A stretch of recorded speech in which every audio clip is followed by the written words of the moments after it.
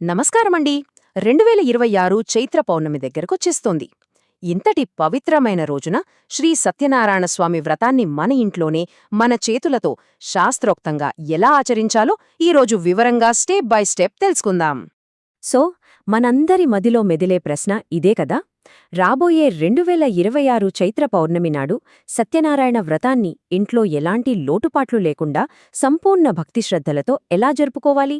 రండి, ఈ ప్రశ్నకు సమాధానం ఇప్పుడు చూద్దాం.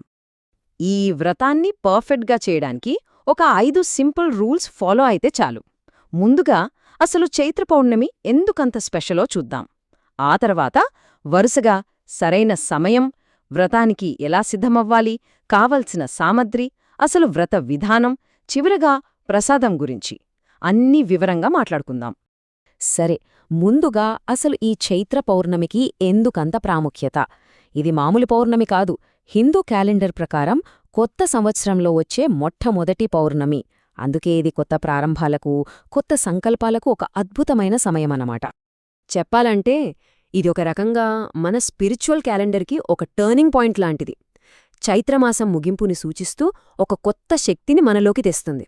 అందుకే ఈరోజు చేసే పూజలు, మొదలుపెట్టే పనులు ఎంతో శక్తివంతంగా ఉంటాయని నమ్ముతారు. ముఖ్యంగా సత్యదేవుడి అనుగ్రహం పొందటానికి ఇది సరైన రోజు.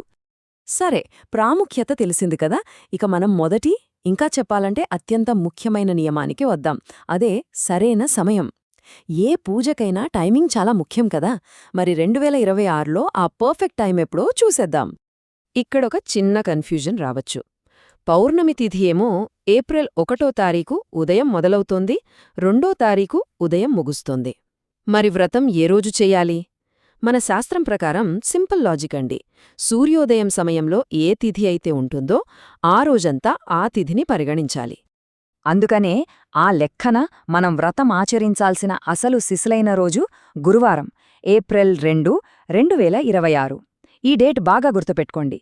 ఎందుకంటే ఆ రోజు సూర్యోదయం సమయానికి పౌర్ణమి తిథి ఉంది కాబట్టి ఆ రోజంతా పూజకు ఎంతో అనువైనది. ఓకే, డేట్ ఫిక్స్ అయిపోయింది. ఇప్పుడు రూల్ నంబర్ 2, వ్రత సంసిద్ధత అంటే ప్రిపరేషన్. ఇది కేవలం ఇండ్లు శుభ్రం చేయడమే కాదు, మనసుని కూడా సిద్ధం చేసుకోవడం. మనం చేసే పూజకు ఒక పాజిటివ్, పవిత్రమైన వాతావరణాన్ని క్రియేట్ చేసుకోవాలి. ఈ 5 స్టెప్స్తో మనం సిద్ధం కావచ్చు. ముందుగా ఇల్లంతా శుభ్రం చేసుకోవాలి. తర్వాత ఇంటికి ఈశాన్య దిక్కున అంటే నార్త్ ఈస్ట్లో పూజాపీఠాన్ని ఏర్పాటు చేసుకోవాలి.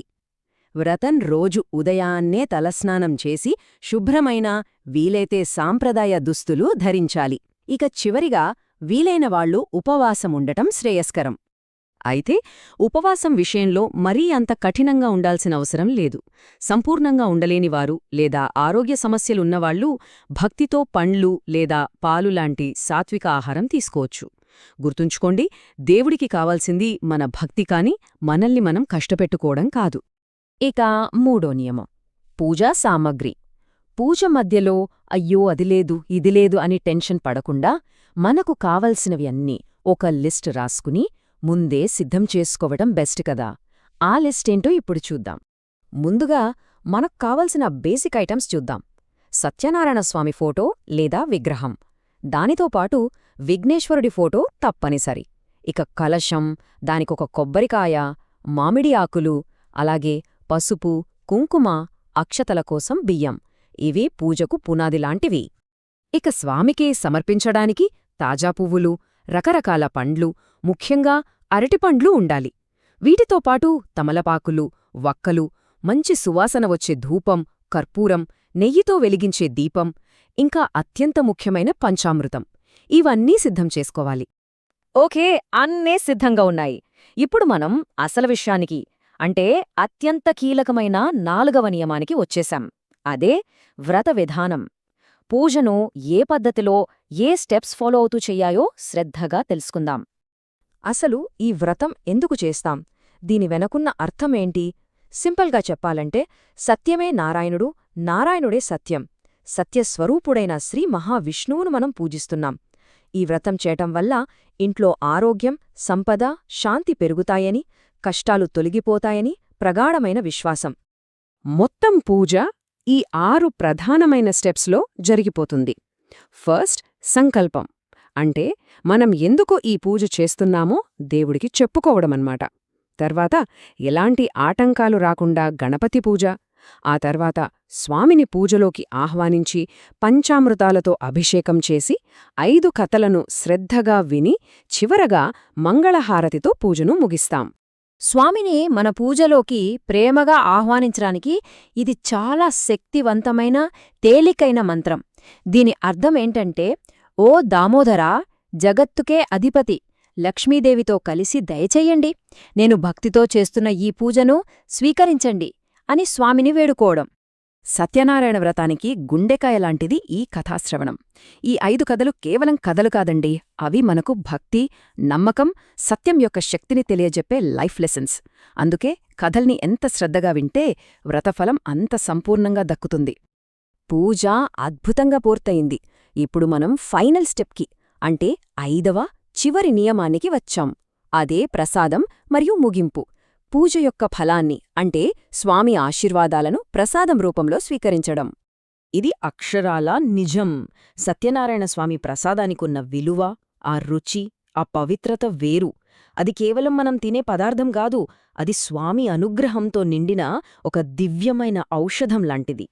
మరి ఆ అద్భుతమైన ప్రసాదాన్ని ఇంట్లోనే సులభంగా చేసుకోవచ్చు. దీనికి కావలసినవి గోధుమరవ్వ లేదా సూజీరవ్వ, స్వచ్ఛమైన ఆవు నెయ్యి, తీపి కోసం పంచదార లేదా బెల్లం, పాలు, నీళ్లు, బాగా పండిన అరటిపండ్లు, ఇంకా మంచి సువాసన కోసం కొద్దిగా యాలకుల పొడి. చివరగా మంగళహారతి ఇచ్చి పూజను సంపూర్ణంగా ముగిస్తాం. ఆ తర్వాత మనం ప్రేమగా తయారుచేసిన ప్రసాదాన్ని స్వామికి నైవేద్యంగా పెట్టి అక్కడున్న కుటుంబ సభ్యులకు, స్నేహితులకు అందరికీ పంచాలి. దైవానుగ్రహాన్ని పంచుకోవటమే కదా అసలైన పండగ అంటే. సో ఫైనల్గా ఈ వ్రతం మనకు ఏం గుర్తుచేస్తుంది? జీవితంలో నిజాయితీగా, భక్తితో, నమ్మకంతో ఉంటే దైవం యొక్క ఆశీస్సులు ఎల్లప్పుడూ మనతోనే ఉంటాయనే గొప్ప సందేశాన్ని ఇస్తుంది. ఇది కేవలం ఒక పూజ కాదు, ఒక అద్భుతమైన ఆధ్యాత్మిక అనుభవం. మరి ఈ రాబోయే చైత్ర పౌర్ణమి నాడు సత్యదేవుని అనుగ్రహంతో మీ జీవితంలో ఒక సరికొత్త, శుభప్రదమైన, పాజిటివ్ అధ్యాయాన్ని మొదలుపెట్టడానికి సిద్ధంగా ఉన్నారా? ఈ గైడ్ మీకు తప్పకుండా ఉపయోగపడుతుందని ఆశిస్తున్నాను. అందరికీ శుభం కలుగుగాక.